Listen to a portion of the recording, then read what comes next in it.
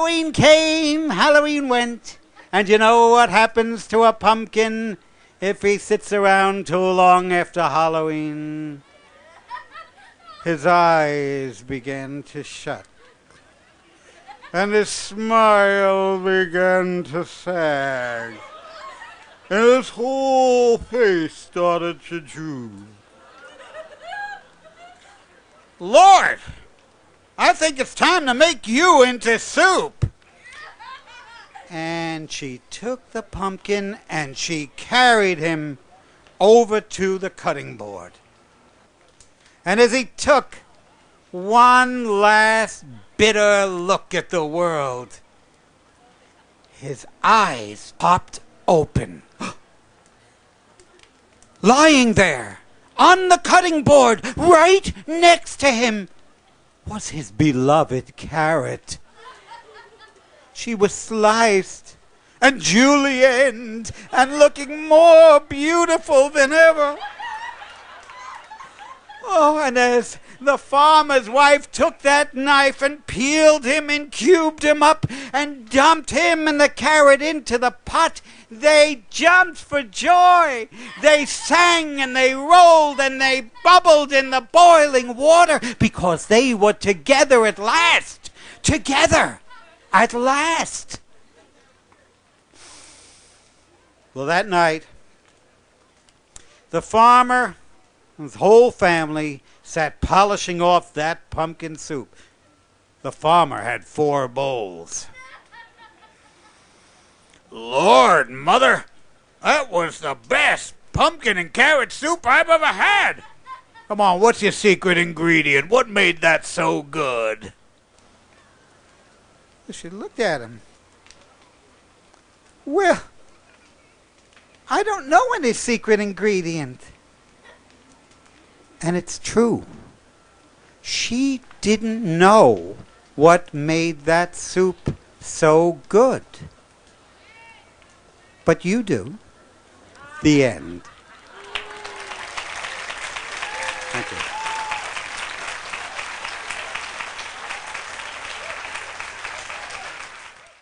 Faster than a bleeding bullet, more powerful than a locomotive, able to leap tall buildings in a single bound. Is it a bird? Is it a plane? It's Superman!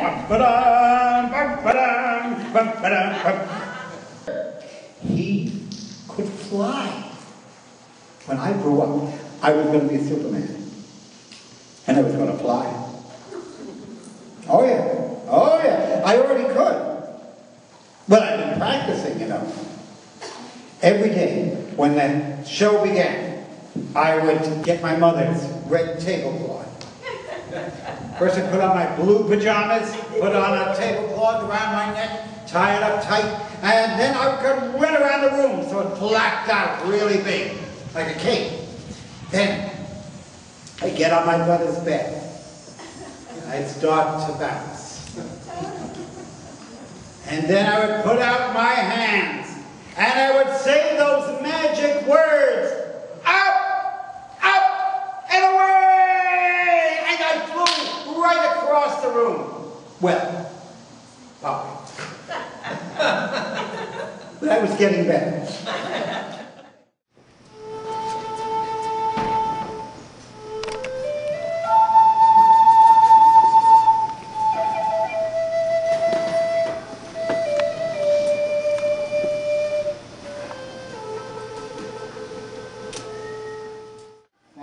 First line goes like this. I'm a big mouth frog, I am. Can you sing that? I'm a big mouth frog, I am. Good. Second line very much the same. I'm a big mouth frog, I am. I'm a big mouth frog, I am. Third line is exactly the same. I'm a big mouth frog, I am. I'm a big mouth frog, I am. And the fourth line is very difficult. I am, I am, I am.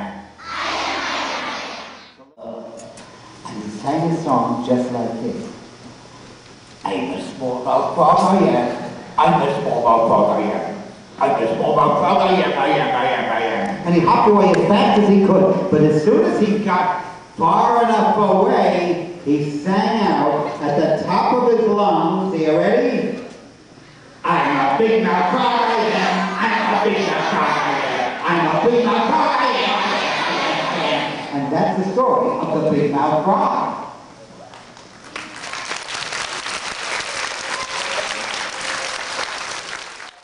Quick! Let's get up there! No time to lose! And Glooskap started to run up the dam towards the lake. He ran as fast as he could. Glooskap bounded to the top of the dam in a matter of minutes, and then he stopped. And he looked over this lake of blue, clear, sweet water, and he knelt down to take a drink. And as Glooskap's hands touched the water, an enormous sound boomed out.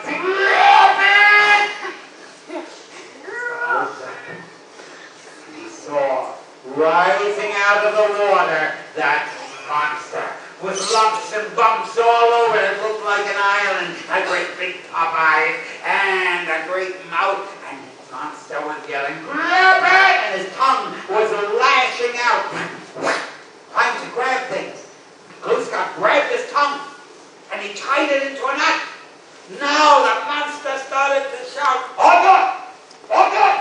He started to jump up and down to shake Glooskap off. "Order! Order! Order!" And the more he jumped up and down, the more waves started to splash through this lake, going larger and larger, the ripples getting larger and larger, until they started to splash over the dam and trickle down the river. And he starts to move the boulders out of the way. He shoved the logs out of the way. And as he did that, water started to pour out of the lake, down back into the river. And as the lake grew smaller, this creature, the water monster, got smaller and smaller, going, "Ah!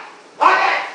until he was a little tiny creature about the size of your fist, going, "You have it, you have it, you have it," just like his descendants do today.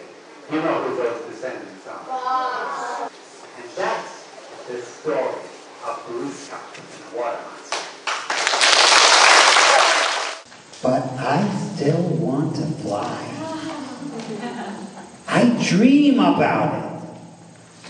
You know, maybe that's why I tell stories. See, when I tell a story, I can go over mountains. I can go over oceans. And even better than Superman, I can take you all with me. So everybody, put out your hands. And say with me the magic words,